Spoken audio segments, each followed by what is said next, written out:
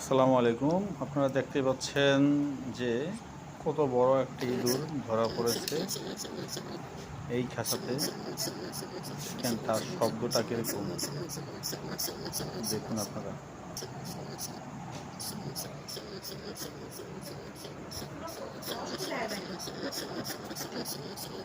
চিন্তা করছেন করতেছে নাকি?